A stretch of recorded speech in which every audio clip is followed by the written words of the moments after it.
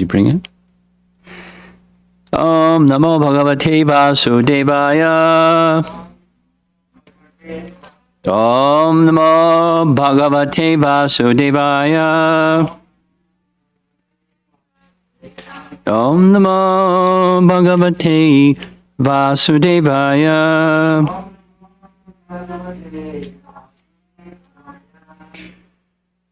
We're continuing this morning with Canto 10, Chapter 14. And, it's been a few days since we were on this topic. So the context, this is text 32, starting with text 31 through 39. 31 through 40. There's a set of 10 verses that are, according to Vishwanath Chakravarti Thakur, Brahma is taking a plunge into ecstasy. The ecstasy of Vrindavan, specifically in contrast to the opulence of Krishna, the sweetness of Krishna. Because both are within Krishna, and he is quite knowledgeable of the truths about Krishna regarding his opulences and his position, Sambandha again, his position in relation to everything, spiritual, material, he's the source. So that's the first 30 verses. The next 10 are Brahma's just eulogy, praise for Krishna and the residents of Vrindavan and the loving attraction and exchanges between them. That's the theme. And this particular verse, text 32, is focusing on Nanda. First it was the wives, the Mother Jasoda and the ladies in Vatsalya Rasa, parental affection, and the cows giving their milk abundantly to Krishna.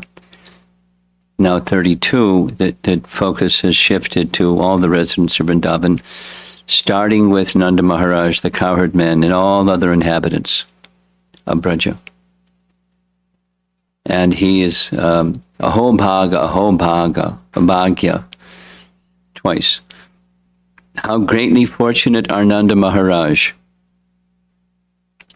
the cowherd men, and all the other inhabitants of Brajabhumi. There is no limit to their good fortune, because the Absolute Truth, the source of transcendental bliss, the eternal Supreme Brahman, has become their friend. And the friend is not the same term as Sakya Rasa. It's Maitri, which is a generic term meaning a friendly disposition. Krishna towards them, them towards Krishna. Krishna has become their friend. They have this intimate Maitri regard and relationship with Krishna. And so the verse is saying their good fortune is because Krishna, who's the Absolute Truth, the source of transcendental bliss, the emphasis now is on the sweetness and the relationship that they have with that source of bliss as the friend of Krishna. Sanatana Goswami's commentary. Not only were they fortunate in giving their milk, that's the previous verse, the Mother Jasoda and the cows, and the mothers of the cowherd boys for 1 year, Krishna was directly accepting milk from them. Nanda and others, everyone living in Braja, were fortunate. Aho is repeated out of great bliss, or to indicate the greatness, the greatest good fortune. Those who lived in Braja of Nanda the Vraja of Nanda, or the animals and birds, as well as Nanda and the cowherds, were most fortunate. Even the cowherds in general had good fortune. What can be said of Nanda's fortune? They had friendship with Krishna, from which there was the highest bliss. There was no decrease of happiness because of lamentation and suffering. Now they had transcendental worries about Krishna's safety and that kind of, but not a material lamentation and suffering. It was perfect in regards to gratitude and other qualities. It was spread everywhere, Brahma, available everywhere. It was eternal, sanatanam, never unattainable. Paragraph. They were eternal friends of yours, the complete Brahman.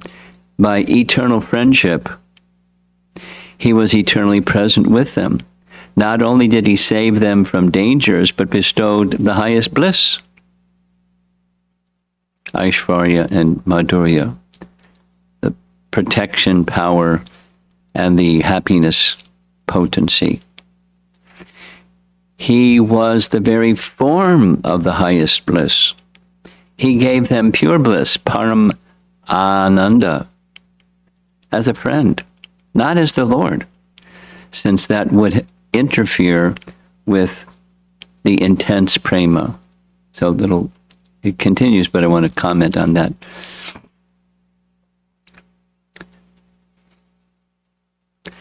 The more one is conscious of the opulence of Krishna, the Lord, the Ishvara, and all of that, the intimacy feature of Vrindavan, or anyone, anywhere, is diminished.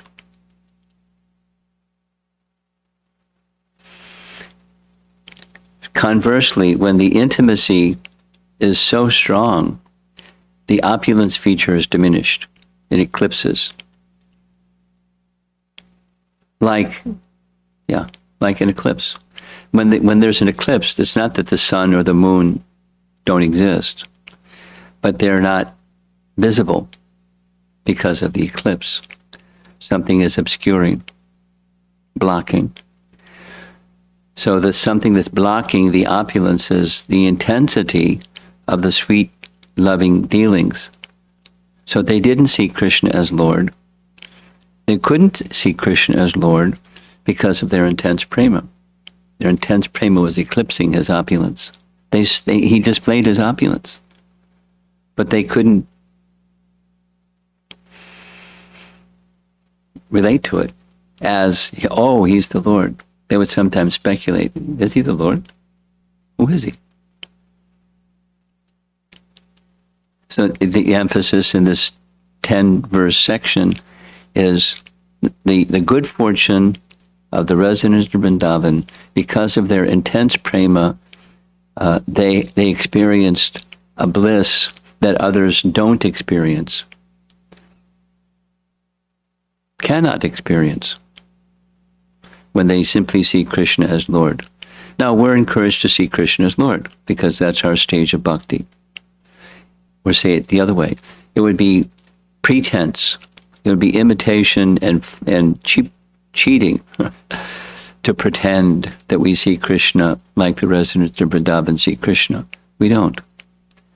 There's a stage of bhakti where the intensity of sweetness increases, described by Rupa Goswami in his Bhakti Rasamrita Sindhu, Raga Nuga Bhakti it's called.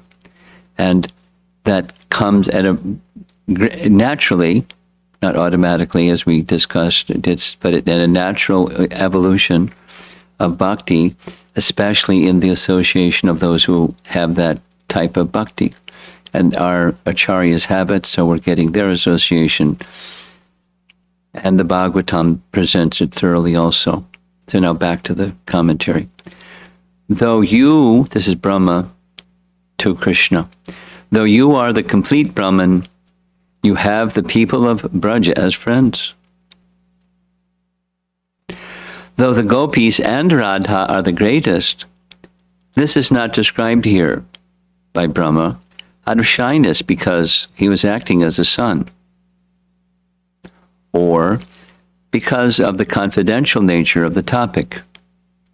As well, that rasa had not developed at this time, because the Brahma Vimohan Leela takes place when Krishna is not even 5 years old yet. So there's no conjugal relationships with the young gopis yet. So there's no discussion about it by Brahma. And now, Jiva Goswami, we ended on, I guess it was Friday morning. Now it's Tuesday morning. We partially completed Jiva Goswami's commentary. So now we're going to go back to his commentary and complete it. Paraphrasing the verse, text 32. How greatly fortunate are Nanda Maharaj, the cowherd man, and all the other inhabitants of Brajabhumi.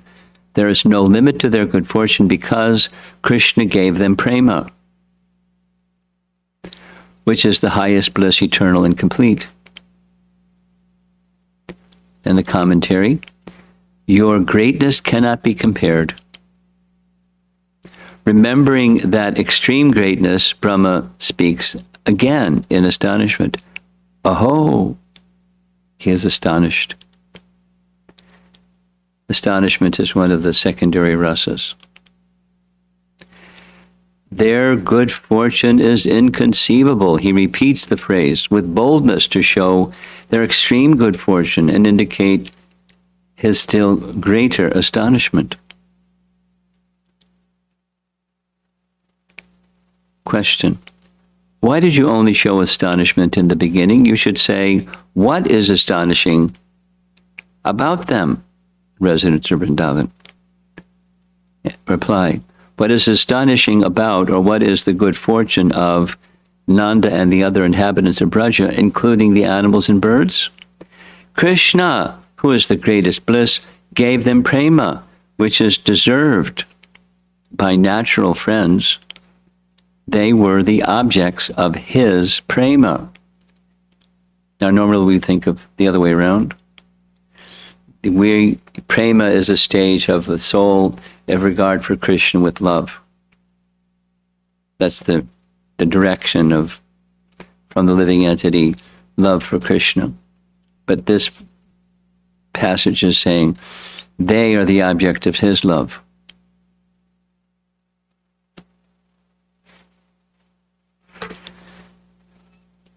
He quotes Brihad Aranyaka Upanishad. The Shruti says, Vijnanam Ananda Brahma. He is knowledge and bliss.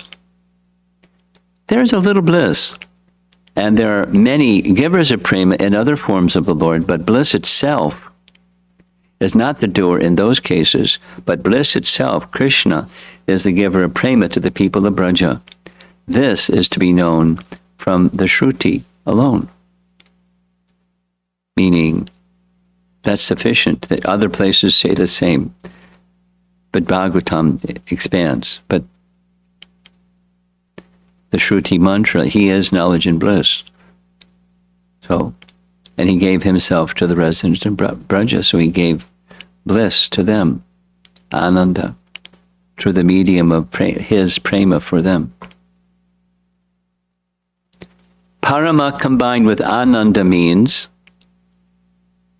extraordinary sweetness by nature, like the highest sweetness and various degrees of sweetness in sugar candy. This is good fortune and astonishing. There's also something else which is astonishing. The bliss is eternal. Someone may have a little amount of bliss, but that is not eternal. These cowherds have eternal bliss. Why is that? It is because he is the greatest, Brahma or Brahman. And a verse doesn't say where it's from, and I researched and couldn't find where it's from. Ata kasmat uchate Brahma brimhati brimhayati cha, means Brahman is great and gives greatness to others. So he's the greatest. This reference, whichever source is confirming he is great and gives greatness to others. Similarly, Vishnu Purana gives the Sanskrit, Brahman is known as the supreme entity because it is the greatest, Brihatva, and so that Tva, T-V-A, means having the quality of, Brihat, having the quality of being great, Brihatva. So Brahman is known as a supreme entity because of Brihatva, it is the greatest, and because it is the nourisher of all things. So the phrase in Vishnu Purana again ends with Tva. It's having the quality of, or somethingness, and Brim Hana Tva. Brim Hana Tvam, having the quality of nourishing things, or Brahman is the nourisher. Vishnu Purana. Though Brahman is defined as, quote, being great, starting with the phrase, it gives the phrase in Sanskrit, I also couldn't find where it's from.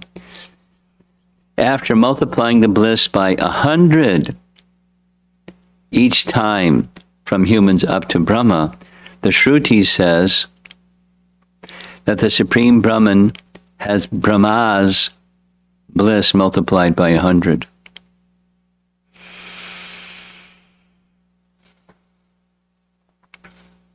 I have a guess, and my guess is that this phrase is extracted or derived from writings of Madhvacharya. Now, in the commentaries and the writings of Madhvacharya, he made many references. In Tattva Sandarbha, Jiva Goswami comments like this. Madhva, during his life, he traveled all over the place and gathered scriptural texts, and had a vast library. And he made reference from these vast texts, which are not available today because it is said the library that he had gathered in Udupi, there was a fire and many things burned. So those texts are no longer available. But Jiva Goswami says, because of his trust, that although I have not with my eyes seen these texts, I trust they exist because Madhva refers to them. And in Madhva's teachings, it's called the Nava Prameyas, 9. There's Pramana and Prameya. Pramana is evidence of what is Prameya, that which is to be known. Something like what Krishna says in Bhagavad Gita, knowledge and the object of knowledge, and the goal of knowledge. So the object of knowledge is not the same. The knowledge is the process, and then there's the object of knowledge. So Krishna is the object of knowledge.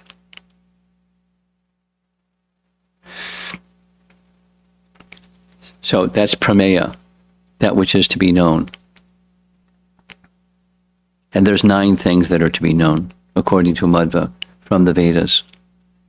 And his explanation, one of those Prameyas, is quite different from Srimad Bhagavatam and Lord Chaitanya's and his followers' teachings.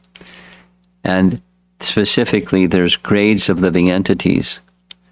And once you're in this grade or that grade or the other grade, you don't move. That's your grade of living entities. That's a different teaching. And here, the bliss, all of that background is this Sanskrit phrase, which I couldn't find the source of. My guess is it's from Madhva's writings. And Jiva Goswami is drawing from Madhva's writings because he says that I'm going to be drawing from Madhva's writings. Even though most of the texts that I have make reference to, I've seen physically, so they exist. And there's others I haven't seen, but they come from Madhva, so I trust they exist. And so there's grades of living entities and there's grades of bliss. So Brahma is way up there. He's in Brahma Sampradaya. So Brahma is way up there.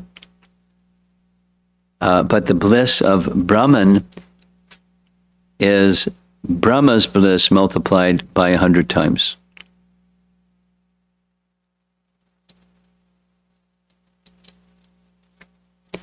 Taittiriya Upanishad. Then, out of respect, it is said, quote, those who know the bliss of Brahman, which words and mind cannot grasp, do not have fear at any time. So, fear is arising from the bodily conception of life. See it the other way. Anyone who has a bodily conception of life, they will encounter fear. Say it the other way. If you want to become free from fear, you have to go to the Brahman conception of life. And then there's no fear. No material kind of fear. At any time. So those who know the bliss of Brahman, it's going back to Krishna is the form of bliss. All of this is the sweetness of Vrindavan. And the residents of Vrindavan, they don't see the opulence feature. They don't assimilate it. They see the sweetness feature. And with that sweetness feature, it's because they're the objects of Krishna's prema. They're filled with bliss, the highest bliss, because they're filled with thought of Krishna, the highest bliss. So those who know the bliss of Brahman, so the bliss of Brahman is 100 times greater than the bliss of Brahma and the Lord Brahma, and the bliss of Brahman is a drop in an ocean of the bliss of Paramananda. That's the message. So Brahma is like, wow, I'm down here, Brahman is up there, and you're way beyond Brahman. You're the Para-Brahman. You're Paramananda. And the residents of Vrindavan see you as their friend. You see them as your friend. How fortunate.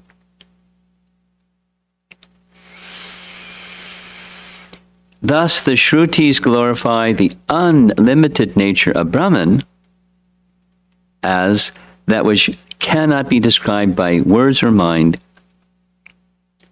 but which has bliss by which friendship takes place, even though the greatness remains. Not only that, this is full bliss, filled with the sweetness of form, qualities, pastimes, and powers, which are innate, like his fragrance, for instance. This is not seen or heard of anywhere. Like, what's the fragrance of Brahman? Nor is his friendship seen anywhere. Although Krishna is now visible directly before Brahma, words which indicate the invisible Brahman are used to give particular flavor. Paragraph. The word mitram, that's this friend, should be defined since it is placed first. Paramananda is the explanation of mitram, which is later in the verse. That's the adjective defining this friendship. Friendship means Paramananda. Thus the meaning is, quote, in friendship the highest bliss is attained, indicating that friendship attains oneness with bliss. The meaning is that friendship, a form of prema, reaches perfection with attainment of the greatest bliss and with fullness. Paragraph. Because prema is eternal, because prema has been described as being devoid of upadhis. Upadhis means material covering, material designations. Krishna has no material coverings, material designations. That bliss, that prema, the relationship is not tinged with anything material. It becomes equal to time itself, since it is beyond the particularities of time as we know it. The friendship is eternal. This friendship can be seen also in Rukmini. No, it's not Sakya friendship. She's conjugal love. But there's a maitra, there's an eternal friendship in that, friendly, loving nature that Rukmini has. So outside of Vrindavan, there's also this quality for those that have direct relationships with Krishna. And such friends are described in statements of Shruti and Tantra. Last sentence. As previously, Krishna's nature as Swayam Bhagavan and the aptness of Brahma's desire is also shown. Aptness of Brahma's desire.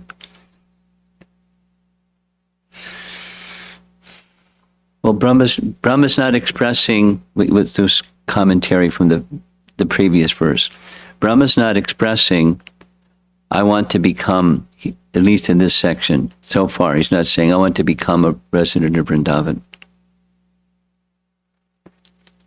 He doesn't feel qualified to even ask for that. But he's appreciating, without any envy or any constraint of any kind, his appreciation for those that are situated in that special kind of love, intense prema, happiness situation. Because he said earlier, I don't know what happiness you're experiencing. It infers that he doesn't understand the happiness of Nanda and Mother Jasoda and the cows and the gopis and all the residents of Vrindavan.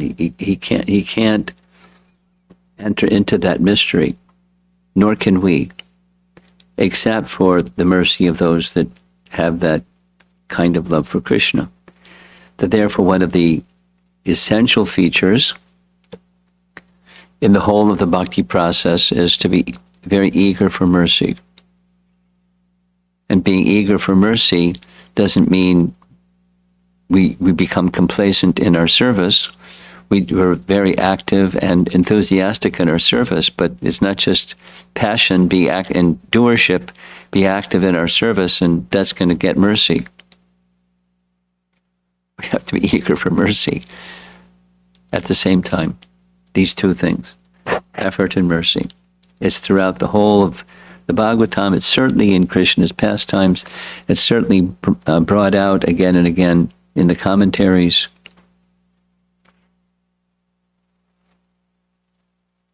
And Swayam Bhagavan Krishna means, in real simple terms, he's the source of all avatars and everything.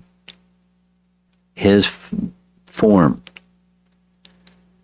his existence, his name, his qualities, all these aspects of Krishna, that's the source of everything. Everything is within him. Everything comes from him. He's the enjoyer of everything. And so the special 10-verse focus is, he is the giver of great fortune to the residents of Vrindavan. And he gives that great fortune to them because of their particular type of love. That type of love that's really intense in an appreciation of the sweetness of Krishna according to their particular rasa, or the maitri, the friendship, sweetness can be said that way, friendship, maitri. And it's most intense it's most intense inside Vrindavan. Rukmini, there's some passage, I think it's in Brihat Bhagavatamrita, where Krishna is explaining to his queens, he assembles them all, and he wants to, said, I've been wanting to, and I'm going to explain to you why I have such attraction for the residents of Vrindavan, and particularly the gopis. And when he explains it, Rukmini, she's not envious. She speaks, how exalted. She's not thinking, wait a minute, he's my husband. And he has love for those other ladies. No envy.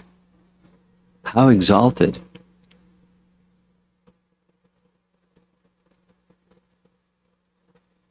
Hankering for that kind of love that they have. Because the interest of a true love is the happiness of the beloved. And since they are able to give happiness to Krishna, it's a little bit, not the same, but it's a little bit like Brahma appreciating the residents of Vrindavan and the kind of love that they have for Krishna, the kind of prema that Krishna has for them, and the happiness that they're experiencing. And, the whole thing is, you can say, over his head. It's astonishing. Aho bhagyam, aho bhagyam. How greatly fortunate. So, to be continued.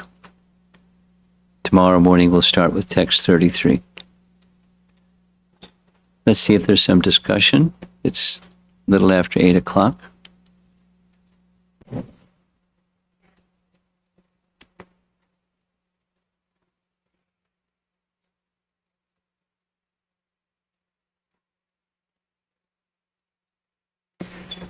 Anyone want to volunteer to go first?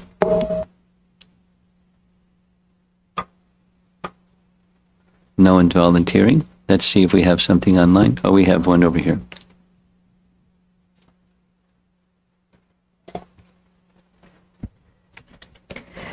Hare Krishna Guru Maharaj. I wanted to seek a clarification about that at our stage, we need to understand the opulence of Krishna, how tiny we are, and how great he is. And that is our sambandha gyan, that is understanding our relationship with Krishna. And the relationship of all things with Krishna, sambandha gyan. Okay. And this is a question, that's just a clarification. This is a question from my Sunday school kid. Okay. So his question is it true that all the souls in the material world will eventually go back to the spiritual world? The answer is in Bhagavad Gita. And not necessarily. They may take birth endlessly in the material world, according to Bhagavad Gita. So he's continuing that by the mercy of Krishna and the devotees, if the living entity goes back to the spiritual world, they won't come back. That's stated also. Punar janma na. So if so, Yeah. then will the number of souls in the material world keeps reducing and it eventually Empty become out. Yes.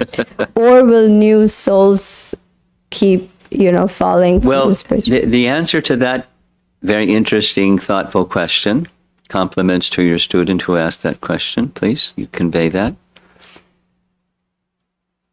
There's a nice discussion in Chaitanya Charitamrita in Antilila where Haridas Thakur says to Chaitanya Mahaprabhu, by your appearance in this world, all living entities have been delivered. And Lord Chaitanya says, Haridas, consider what you're saying. I see trees and animals and so many living entities moving around. So how can you say? And Haridas says, it's true, it's true, it's true. Those living entities went back, but other living entities that were previously in some other form in not manifest features, like trees and rocks and so forth, they have now taken their place. So many living entities, it's never going to become empty, in short. There are forms of their jivas that don't have presently, according to this teaching, and it can be elaborated upon, that don't have forms in one of the 8,400,000 species yet, but in course of time they may or will. And, there's no explanation of the technology of how that works. So don't ask me how it works. But that's a statement, and I could expand upon it, but that's a simple answer for your student. Anything else in the room? It will.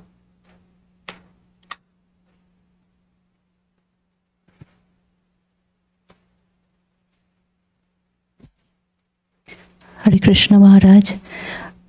What you said just makes me appreciate so much more that I have a human form and have that opportunity. I hope I don't blow it. It's a special opportunity. Yes, Maharaj.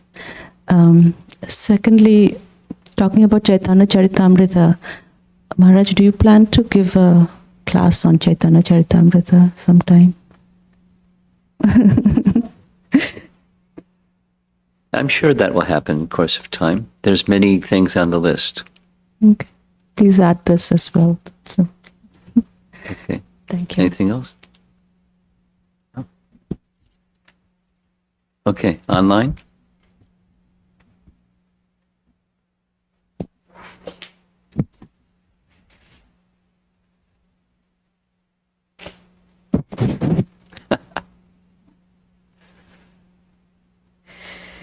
So this question is from Danishta Mataji. What is the proper way to manifest our eagerness for mercy?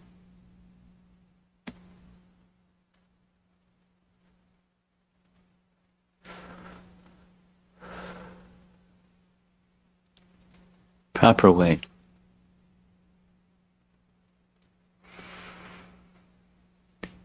Well, in one word, it's service. But I guess you have to qualify service with a particular mood, and that is through the medium of service, devotional service, loving service. There must be, for eagerness of mercy, there must be recognition of mercy that's accessible, or descending mercy that ultimately comes from Krishna. And the deliverer of Krishna's mercy is those who represent Krishna. That's just how Krishna arranges it. His mercy is distributed through his distributors of mercy. So how to manifest mercy best is through the medium of service that's eager for mercy. In other words, we have to cultivate that mercy eagerness by recognizing, it starts with the spiritual conception. We're really tiny, going back to something that was said earlier, the Sambandh again. We're really tiny, and Krishna is really great. He's the unlimitedly great, And our happiness is situated in his mercy, being connected with his mercy. So that's a spiritual conception, resting upon a kind of humility, a spiritual humility. So that's the best way, with spiritual humility, recognizing we need Krishna's mercy. It's our constitutional position. Back to this, we're dependent. We had this discussion with another session just recently. Free will versus dependence. So, in that dependent position, let me exercise my free will to make the connection with Krishna positive and favorable.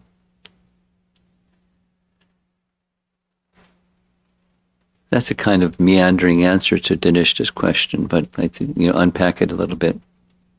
Humble service is best. Shri Radhika Mataji's question. My understanding is that even Abhas Bhakti, rendered in sincerity, is greater than the striving for Brahman or Paramatma realization and perfection. So, is it the natural humility of Lord Brahma, the most revered founder of our Sampradaya, that makes him consider that the bliss he is experiencing is less than the bliss of Brahman realization? The bliss what? The bliss that he is experiencing is less than the bliss of Brahman realization? Well, what was written in the commentary is not what Brahma said. What's written in the commentary is what the commentators say about the comparative standards of bliss, living entities, Brahma, Brahman, and Paramananda Krishna. So all the Brahma is saying is that he's not saying what his bliss is, he's just saying you're the original Brahman, you're Para Brahman, and you're bliss personified. And you're giving that bliss in the form of your favor, your mercy, to the residents of Vrindavan. Don't read into what the commentary says, what Brahma is saying. It's just explaining the dynamic of his appreciation of the residents of Vrindavan. This question is from Namapriya Mataji. About fear, on our position, although we philosophically understand we are not this body, but due to material conditioning, we do experience stress, fear, and anxiety. Yes. Is devotional process eventually going to help with this? Not only eventually going to, there isn't another method. Stay with the process. Try to enter into the mood of the process, and then understanding will become realization. We're done? Okay. Okay, go ahead. One of my friends and I were talking about how most of the time the time gets stolen by just routineness of life. Just what gets stolen? The time. Time gets stolen by the routine. The feeling of routineness in doing our daily activities and things like that. And we were reading. She was reading something about Tivra Bhakti, and our question was, or my question is, that while understanding our spiritual caliber, one's spiritual caliber, how to practice intensity in sadhana bhakti? That was the whole festival of the holy name. Yearning is where it starts. So regulation is just, move from the lower modes towards the mode of goodness. That's regulation. And there's strength and support. And it's not sufficient. That's the realization You just expressed, your friends expressed, and you expressed, it's not sufficient. Mode of goodness is not sufficient. So then, what's next? First become regulated, and then the yearning is what's next. The yearning for more spontaneous. So that's the S part, is spontaneous. But the spontaneous starts with a yearning or hankering. And then enthusiasm. And then spontaneous. So that's how to move from the routine to the bliss. Okay. Okay. I have been thinking about this question while maybe something related to this. So, is it okay to hanker for something beyond my level of? Oh, yeah. Yeah. You don't imitate those who are beyond, but you hanker for, the goal. And the goal is far away. So then you can get discouraged. Oh, what's the use? But that's another mode of nature. The looking towards and hankering towards, that's part of, if that's, sadhana bhakti, according to Rupa Goswami, has that understanding that the sadhana bhakti, in course of time, will take me to that more spontaneous stage.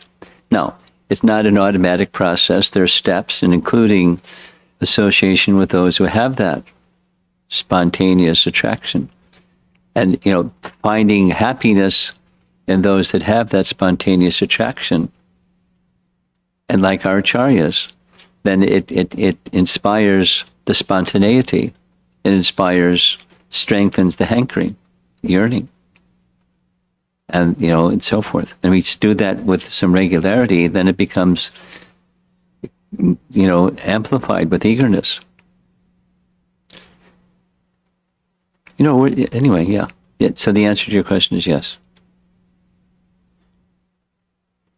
Anything? Okay. Srila Prabhupada ki jai.